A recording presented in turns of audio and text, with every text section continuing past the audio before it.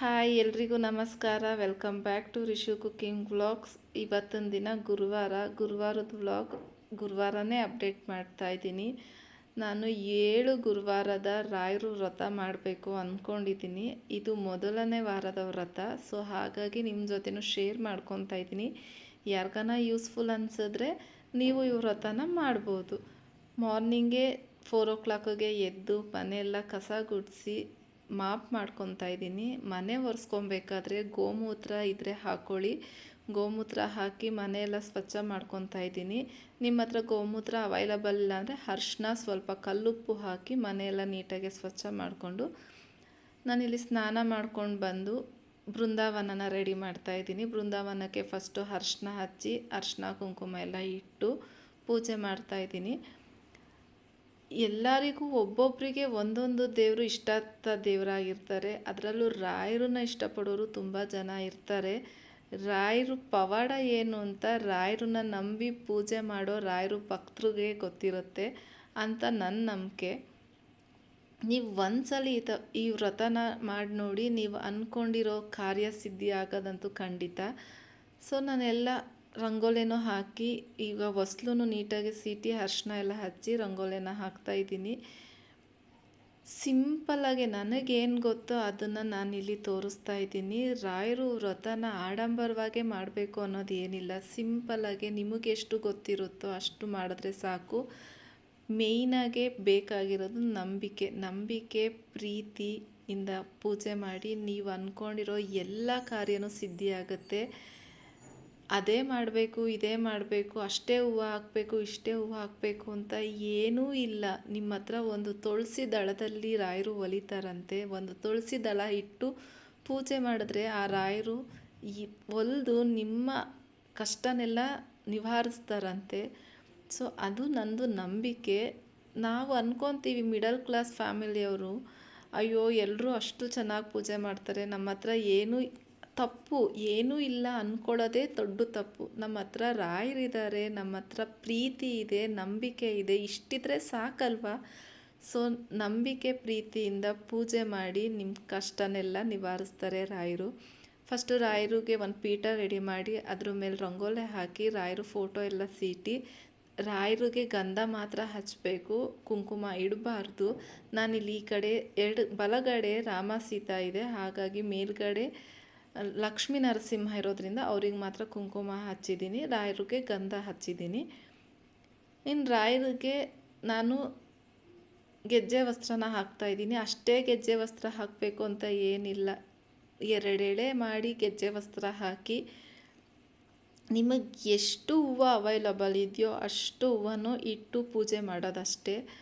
But ತುಳಸಿ ಮಾತ್ರ ಗಿಡದಲನ ಕಿತ್ತು ಒಂದು ದಳನ ತುಳಸಿ ಇಟ್ಟು ಪೂಜೆ ಮಾಡಿ. ರಾಯರಿಗೆ ತುಂಬ ಪ್ರೀತಿ ಅಂತೆ ತುಳಸಿ. ಸೊ ಹಾಗಾಗಿ ತುಳಸಿ ಇಟ್ಟು ನಾನು ಮಲ್ಲಿಗೆ ಹೂವು ಇಟ್ಟು ನಮ್ಮ ಮನೇಲಿ ಏನು ಹೂವು ಅವೈಲಬಲ್ ಇದೆಯೋ ಆ ಹೂವನ್ನೆಲ್ಲ ಜೋಡಿಸ್ತಾ ಇದ್ದೀನಿ, ರಾಯರಿಗೆ ಹೇರಿಸ್ತಾ ಇದ್ದೀನಿ.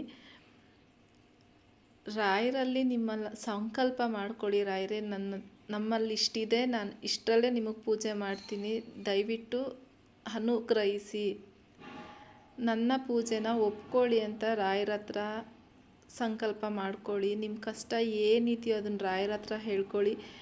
ಬೇರೆಯವ್ರ ಮುಂದೆ ಕಷ್ಟನ ಹೇಳ್ಕೊಳ್ಳೋ ಬದಲು ರಾಯರ ಮುಂದೆ ಕಷ್ಟ ಹೇಳ್ಕೊಬೇಕು.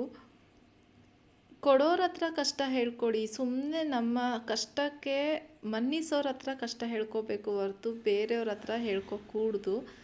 ಹಾಗೆ ಎಲ್ಲ ರೆಡಿ ಮಾಡಿ ರಂಗೋಲಿನೂ ಹಾಕಿ ನಾನಿಲ್ಲಿ ರಾಯರಿಗೆ ಇವತ್ತು ಮೊದಲನೇ ವಾರ ಪೂಜೆ ಮಾಡಿರೋದ್ರಿಂದ ಒಬ್ಬಟ್ಟಿನ ಹೂರಣ ಮಾಡಿ ಇಡ್ತಾಯಿದ್ದೀನಿ. ಸ್ವೀಟು ನಿಮ್ಮಲ್ಲಿ ಏನು ಸ್ವೀಟ್ ಇದೆಯೋ ಅದನ್ನು ಮಾಡಿ. ಏನೂ ಮಾಡೋಕ್ಕಾಗಿಲ್ಲ ಅಂದರೆ ಕಲ್ಲು ಸಕ್ಕರೆ ಇಟ್ಟನ ಪೂಜೆ ಮಾಡಿ.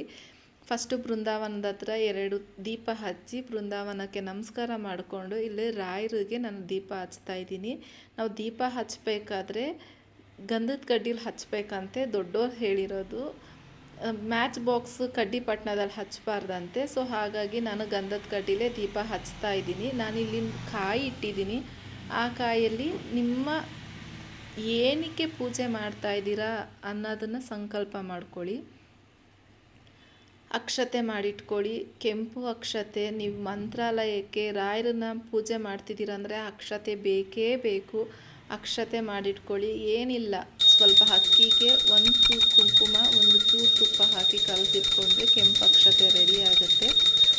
ಇಷ್ಟು ಅಕ್ಷತೆ ಮಾಡಿ ಮನಸ್ಪೂರ್ವಕವಾಗಿ ಭಕ್ತಿಯಿಂದ ಪೂಜೆ ಮಾಡಿ. ಭಕ್ತಿಗೆ ಒಲಿದೇ ಇರೋ ದೇವರೇ ಇಲ್ವಂತೆ. ಸೊ ರಾಯರನ್ನ ಮೊದಲೇ ಕೇಳಬೇಕಾ? ಕಲಿಯುಗದ ಕಾಮಧೇನು ರಾಘಪ್ಪ ರಾಯರು ಪೂಜೆ ಮಾಡಿ ಒಳ್ಳೆಯದಾಗೇ ಆಗುತ್ತೆ. ನಾನಿಲ್ಲಿ ತೆಂಗಿನಕಾಯಿ ಇಟ್ಕೊಂಡು ನಮ್ಮ ಕಷ್ಟ ಏನಿದೆ, ನನಗೇನು ಬೇಕು, ನಾನು ಏನಕ್ಕೆ ಈ ವ್ರತ ಮಾಡ್ತಾಯಿದ್ದೀನಿ ಅಂತ ಸಂಕಲ್ಪ ಮಾಡಿಕೊಂಡು ಕಾಯಿನ ಇಟ್ಟು ಒಡೆದು ಪೂಜೆ ಮಾಡ್ತಾಯಿದ್ದೀನಿ. ರಾಯರಿಗೆ ತುಪ್ಪದ ದೀಪ ಹಚ್ಚೋದ್ರಿಂದ ತುಂಬ ಒಳ್ಳೆಯದಾಗುತ್ತೆ. ಸೊ ನಿಮ್ಮ ಹತ್ರ ತುಂಬ ತುಪ್ಪ ಇಲ್ಲ ಅಂದರೂ ಪರವಾಗಿಲ್ಲ, ಒಂದು ಚಿಕ್ಕದು 10 ರೂಪೀಸ್ ಪ್ಯಾಕೆಟ್ ಬರುತ್ತೆ. ಒಂದು ಚಿಕ್ಕ ದೀಪಕ್ಕೆ 2 ಜೋಡಿ ದೀಪನೇ ಹಚ್ಚಬೇಕು. ಚಿಕ್ಕ ದೀಪಕ್ಕೆ ಸ್ವಲ್ಪ ಸ್ವಲ್ಪ ತುಪ್ಪ ಹಾಕಿ ನಿಮ್ಮ ಕೈಯಲ್ಲಿ ಎಷ್ಟಾಗುತ್ತೋ ಅಷ್ಟು ಪೂಜೆ ಮಾಡಿ.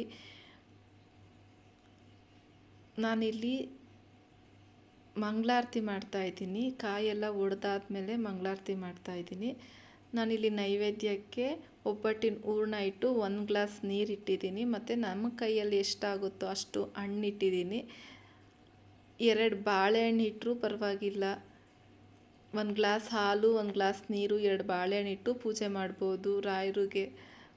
ಒಟ್ಟಿನಲ್ಲಿ ಇಲ್ಲಿ ಕೊನೆಗೆ ಬರೋದು ಒಂದೇ, ನಂಬಿಕೆ, ಭಕ್ತಿ, ಪ್ರೀತಿ ಅಷ್ಟೇ. ನಾನಿಲ್ಲಿ ಅಷ್ಟೋತ್ತರಗಳನ್ನೆಲ್ಲ ಹೇಳ್ಕೊಂಡು ರಾಯರಿಗೆ ಅರ್ಚನೆ ಮಾಡ್ಕೊತಾ ಇದ್ದೀನಿ. ತುಳಸಿ ಎಲೆ ಮತ್ತು ಮಲ್ಲಿಗೆ ಹೂವಿಂದ ಅರ್ಚನೆ ಮಾಡ್ಕೊಂಡಾದಮೇಲೆ ಫುಲ್ಲು ಪೂಜ್ಯಾಯ ರಾಘವೇಂದ್ರಾಯ ಸತ್ಯಧರ್ಮ ರಥಾಯ ಚ ಭಜತಾಂ ಕಲ್ಪವೃಕ್ಷಾಯ ನಮತಾಂ ಕಾಮಧೇನುವೆ. ಈ ಶ್ಲೋಕ ಎಲ್ಲರಿಗೂ ಗೊತ್ತೇ ಇರುತ್ತೆ. ಇಷ್ಟನ್ನೇ ಹೇಳ್ಕೊಂಡ್ರೆ ಸಾಕು. ಅಕ್ಷತೆ ತಗೊಳ್ಳಿ,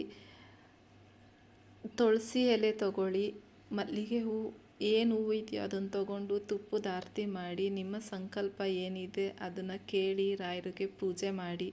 ಒಳ್ಳೇದು ಮಾಡೇ ಮಾಡ್ತಾರೆ ರಾಯರು. ನೀವು 7 ವಾರದ ವ್ರತದಲ್ಲಿ ಇಷ್ಟು ಸಿಂಪಲ್ಲಾಗಿ ಪೂಜೆ ಮಾಡಿದ್ರೆ ಸಾಕು. ಇಷ್ಟೇ, ಪ್ರತಿ ವಾರನೂ ಬೇರೆ ಗೆಜ್ಜೆ ವಸ್ತ್ರ ಹಾಕಿ ರಾಘವೇಂದ್ರ ಸ್ವಾಮಿ ಫೋಟೋನ ನೀಟಾಗಿ ಸೀಟಿ ಪೂಜೆ ಮಾಡೋದು. ಯಾವುದೇ ಥರ ಸ್ವೀಟು ಆಗಿಲ್ಲ ಅಂದರೆ ಕಲ್ಸಕ್ಕರೆ, ಖರ್ಜೂರ ಏನಾನ ಇಟ್ಟು ಒಂದು ಪೂಜೆ ಮಾಡಿ, ಒಂದು ಹಣ್ಣಿಟ್ಟು ಹಾಲು ನೀರು ಇಟ್ಟರೆ ಸಾಕು. 7 ವಾರ ಕಂಪ್ಲೀಟ್ ಆಗೋಷ್ಟರಲ್ಲಿ ನಿಮ್ಮ ಇಷ್ಟಾರ್ಥಗಳು ನೆರವೇರೇ ಇರುತ್ತೆ.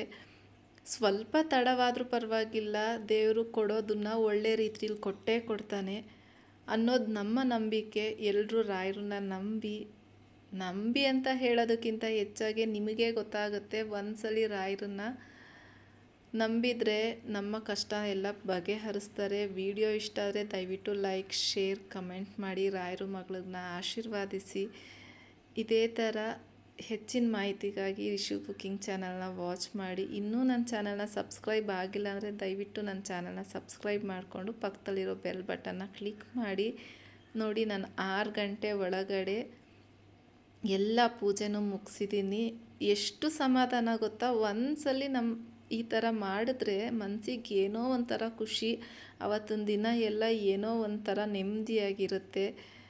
ಒಂದ್ಸಲಿ ಟ್ರೈ ಮಾಡಿ. ಬೆಳಗ್ಗೆ ಬ್ರಾಹ್ಮಿ ಮುಹೂರ್ತದಲ್ಲೇ ಪೂಜೆ ಮಾಡೋಷ್ಟು ಟ್ರೈ ಮಾಡಿ, ಒಳ್ಳೆಯದಾಗತ್ತೆ. ಈ ವ್ರತನ ಸ್ಟಾರ್ಟ್ ಮಾಡೋರು ಮೊದಲನೇ ವಾರನ ಅಟ್ಲೀಸ್ಟ್ ಬ್ರಾಹ್ಮಿ ಮುಹೂರ್ತದಲ್ಲಿ ಮಾಡಲೇಬೇಕು. ಮಾಡಿ ಅಂತ ಹೇಳ್ತಾ ವಿಡಿಯೋನ ಇಲ್ಲಿಗೆ ಎಂಡ್ ಮಾಡ್ತಾಯಿದ್ದೀನಿ. ವಿಡಿಯೋ ಇಷ್ಟ ಆದರೆ ಫ್ಯಾಮಿಲಿ, ಫ್ರೆಂಡ್ಸ್ಗೆ ಶೇರ್ ಮಾಡಿ, ಲೈಕ್ ಮಾಡಿ. ರಾಯರು ಆಶೀರ್ವಾದ ಸದಾ ನಮ್ಮೆಲ್ಲರ ಮೇಲೂ ಇರಲಿ ಅಂತ ಹೇಳ್ತಾ ಕೇಳ್ಕೊತೀನಿ. ಓಂ ಶ್ರೀ ಗುರು ರಾಘವೇಂದ್ರಾಯ ನಮಃ. ಬಾಯ್.